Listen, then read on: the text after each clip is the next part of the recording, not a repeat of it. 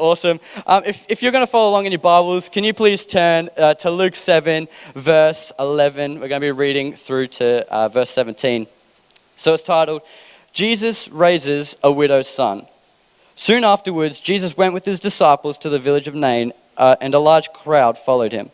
A funeral procession was coming out as he approached the village gate. The young man who had died was a widow's only son, and a large crowd from the village was with her. When the Lord saw her, his heart overflowed with compassion. "Don't cry," he said. Then he walked over to the coffin, touched it, and the bearers stopped. "Young man," he said, "I tell you, get up." And the dead boy sat up and began to talk, and Jesus gave him back to his mother. Great fear swept the crowd, and they praised God, saying, "A mighty prophet has risen among us. God has visited his people today." And the news about Jesus spread throughout Judea and the surrounding countryside. What a great story. What a great story. And as I was reading this, I had a few questions. And the first thing I was like, why was it important that it said that she was a widow? Like, how does that influence the story? And so I wanted to look into this and to help sort of paint a bit of a picture, because I like to understand what's going on. In these times, if you were someone who was a widow, if your partner had died, obviously you're going to go through a lot of things. There would be like disregarding the death of her son and just looking at this lady as a widow. She's already been through emotional trauma because she's lost her partner. You know, we know that if you lose a loved one, it's not something that you just get over quickly. You know, there's being run down from being up late crying. There's those days where you just don't want to get out of bed. And this lady, she's already been through this emotional toll of losing her husband. And that's tough. And there are people here who know what that feels like, and they have lost loved ones. And for that, I'm so sorry. But as Pastor Mark said this morning, the difference between the Christians is we have that hope and that faith that they're in heaven. But only on top of the emotional trauma that she would have suffered, there was also personal financial issues that she would have encountered as well. Because the men in this time were the main income earners. So not only has she lost her husband, she's lost her source of money. And in those times, it was also the man who owned the land. So she had no property, she had nothing. She had no money, she had nowhere to stay. And she's also lost her husband, which is quite grueling. Which means that she would then be disregarded and put aside, and she would be considered a nobody. The lowest of the low. She would get put with the orphans and the landless wanderers. These people who would just go through the motions of life because they didn't have a place where they belonged. They were isolated, alone, and there was no hope for these people. But not only on that, they would be so impacted that they would actually have to wear like garments that would signify that they are the lowest of the low.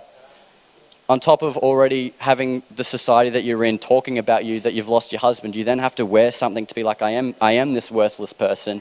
I am this person that no one cares for, and I do have absolutely nothing. So being a widow in this time was quite tough.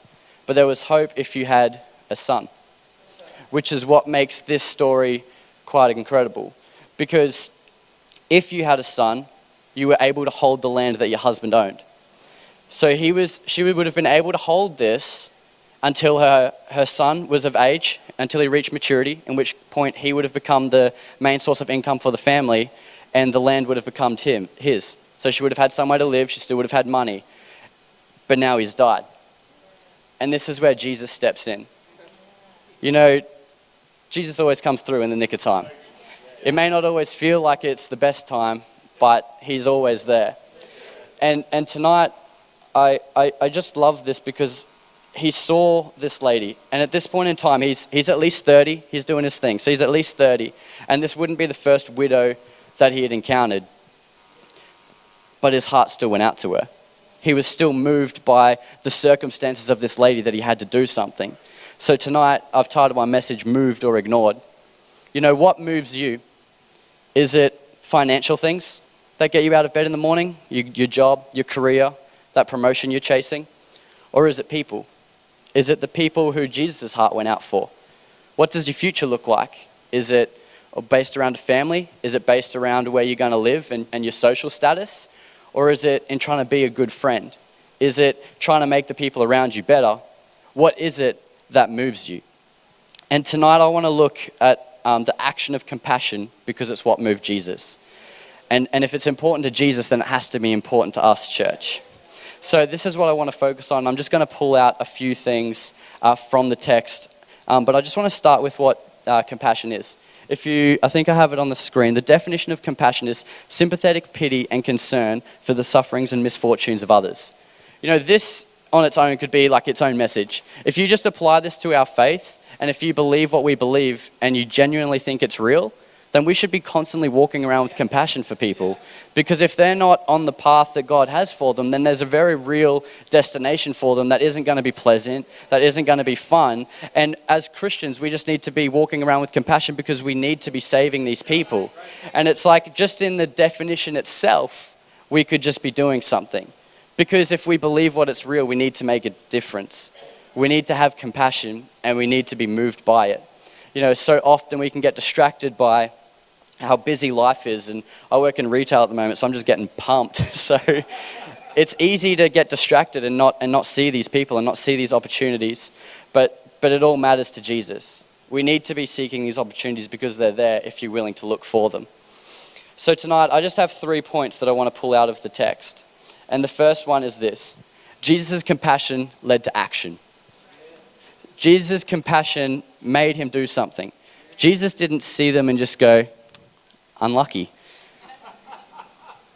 It actually compelled him to the point where he had to do something, where people would witness something incredible that would change their life in a second. And he didn't hesitate for it. In fact, compassion on its own has never helped anybody. Compassion on its own can very quickly turn to criticism. You know, I remember when I first went to uni, I used to go to QT, I'm at ACU now, but I was walking through the city, and like my first day of uni, I just hadn't really encountered like homelessness like that. I remember this one gentleman, he came up to me and asked me if I had any money, and I gave him everything that I had on me. I just felt so bad for him. But by the end of the year, I wasn't anywhere near as generous. In fact, my whole perception had changed because it wasn't, I need to help this man. It was, he made the decisions that got him there. If we don't act with our compassion, it'll turn to criticism, and we can't afford to do that. So I want to ask you, are you moved by compassion, or are you starting to grow tired and familiar with the things in your life? Because we can't afford to let that happen.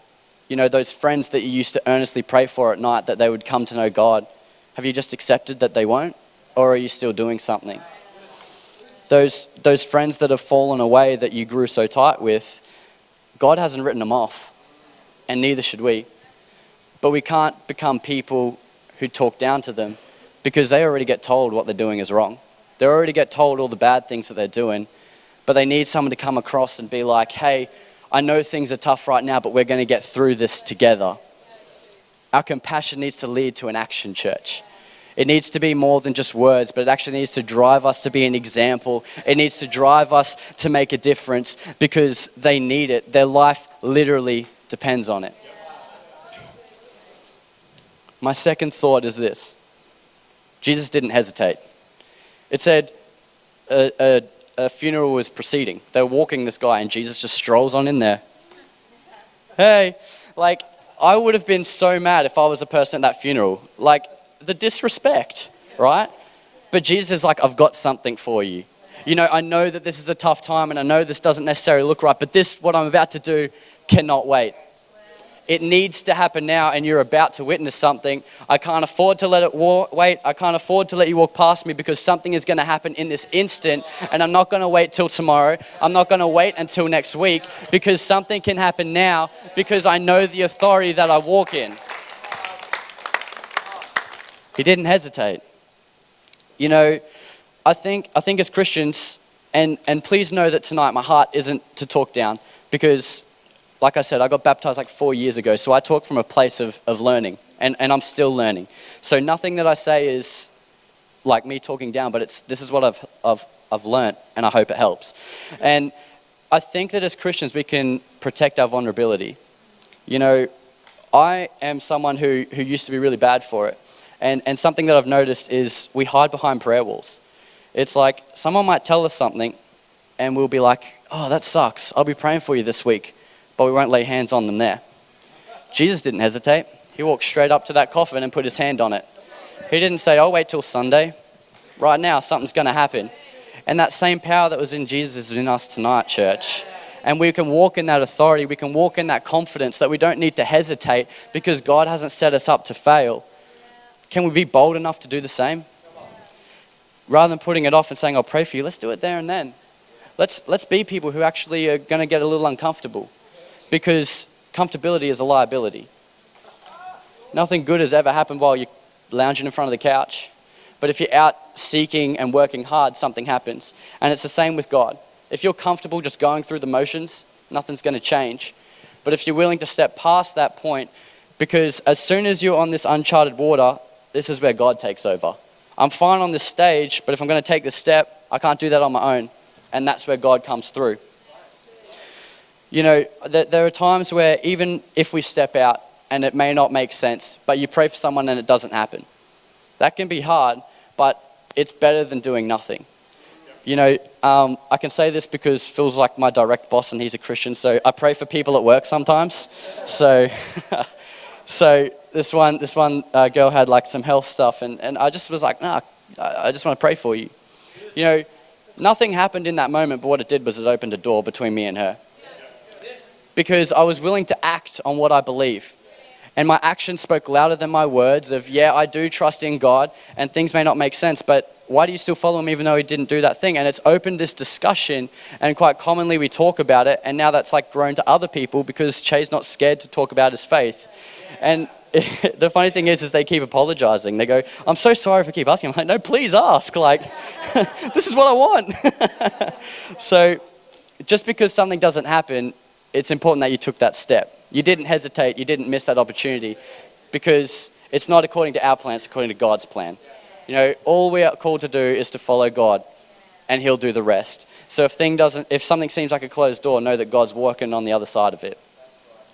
You know, the other thing I want to say on he didn't hesitate, and with our walk with God and in church, and I have to be careful, so please hear how I say this, is that we shouldn't limit God to church. It's important, and please hear me, it is important that you're in church. It is important that you are here on a Sunday, but that shouldn't be the only time that you're comfortable praying for people, because there's a Monday where someone can get a healing. There's a Tuesday where God can use you to help pick up the pieces in someone's life. There's a Wednesday where someone's just dealing with some stuff and they needed a friend. There's a Thursday where some people just needed a love. There's a Friday and a Saturday, and there's all these opportunities, but we can't do it if we limit him to church.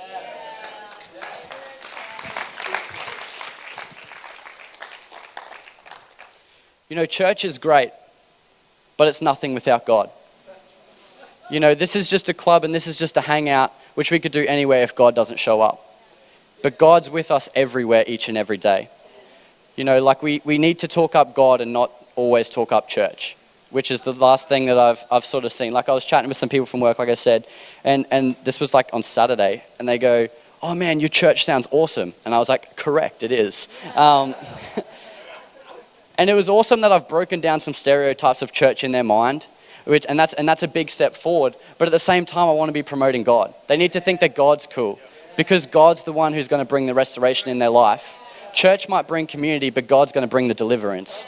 And we need to be people who can't hesitate. This life is gone in a blink. So what's the cost of hesitation? You know, yeah. Let's be bold. Let's not hesitate. My third point for tonight is this, is Jesus was all in. And I really felt like as I was praying into this, that someone needs to hear this. You're worth it and you're called. You know, Jesus' compassion was for everyone, regardless of whether he was just walking through a town. If he saw something, he would stop and pray for them. It wouldn't matter what he was doing. It wouldn't matter. His compassion was for everyone, including you and me. And as I was praying for this, I just felt like there were people here who think they can't be used by God because they've disqualified themselves. And I hope that's not true. I really do. Because there's no logical reason with what I've gone through and why the life that I've lived that I should be here tonight. I should be the last person that's on this stage. But here's what I know is God is good. And that tonight, if you need to hear this, that you were made in his image. Your identity comes from him. and you're not disqualified. The only person who can say that you can't do it, that I can't use you, is calling your name. He wants to give you a plan and a purpose, and you know your calling isn't earned, it's given. You need to embrace it, because that's when change happens. You're not a write-off. You're not given up on. You're not lost, and God can use you tonight. It comes down to whether you want it. You know, we need to be people who are all in. He can't anoint another you because you're already chosen. Just put your shoes on and get to work. If the band could join me, I'm going to start coming to a close. You know, I stage and I like I said, I'm competitive at the start. So I like to be the best at things. And I remember one time I saw someone just operating in their gifting, and that's awesome to see. But I remember I turned to Jess and I was like, I could never do that. And like all supportive girlfriends, she said, yeah, you're right, you can't. That's not who God has made you. And you know what, in that moment, that set me free. Because I don't need to be you, and you don't need to be me. We're one team. It's not about being better than anyone else, because we all have a purpose. We all have something that unites us and drives us, and it's together that something happens. And if in the Bible, there's those stories where Jesus goes after the one, and the parables of going after the one. And to help illustrate that is it's not about who's doing more, who's doing less. But can I get this section to help me? So obviously, not every seat is filled. But if the front row, can you just stand up for me, please? If all of these people brought one person, second row, could you stand up? This is who would be here. If these front two rows brought one person each, can the next two rows please stand up? If all of these people brought one person, can the back four rows please stand up? What does it look like? Thank you guys, you're awesome, you can sit down. But what does it look like if we all brought one person? What does it look like if not just our church, but the church brought one person? Because it's not about growing in here. What it's about is growing up there. It's about growing God's kingdom. And it's about time we start getting a little bit desperate. We start getting a little bit all in, because the time is now. We can't afford to hesitate, because you are called and God is going to use you if you let Him. We need to go after the ones, church, but it's going to take all of us. Can we stop looking left or right at what everyone else is doing and start worrying about what we're doing?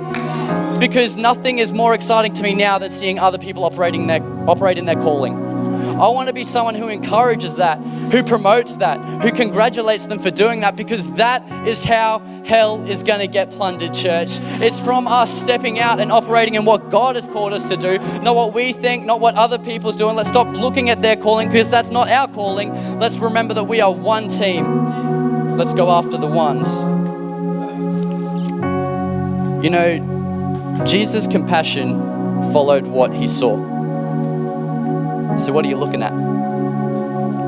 Are you looking inward, or are you looking outward at everybody else? You know, it says in Romans 12, verse 9 to 10, Paul's talking and he says, don't just say you love people. Don't just pretend to love people.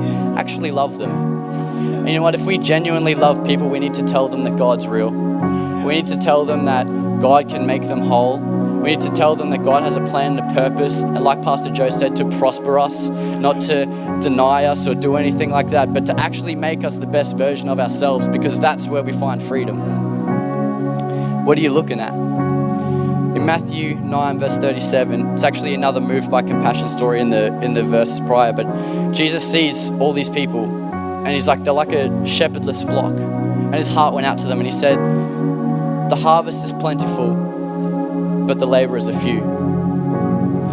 Church, can we be some laborers tonight? It may not always be easy. It may not always make sense. It may not always be fun, but it's worth it.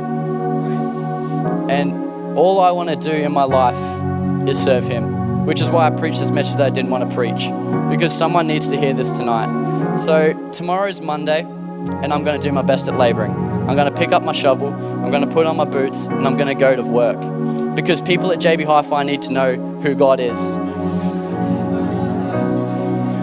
And I hope that you can do the same in your workplace, in your school, in your family.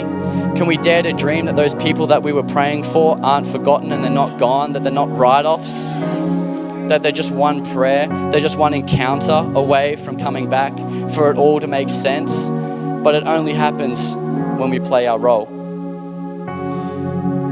Let's not just say we're going to do stuff in here, but let's actually lead by our actions in the world. The church has enough of a bad reputation, so we've got nothing to lose anyway. We might just win some souls trying to do our best. You know, in this whole story, Jesus' whole purpose of going through that with what he did with that family was to restore a relationship. And that same compassion has been given to us. And it's actually symbolic because once we were dead, once we had no hope, and we might be able to identify with this lady. If you can think back to a time before you were saved, were you alone? Were you hurting? Did things not make sense? But then Jesus showed up.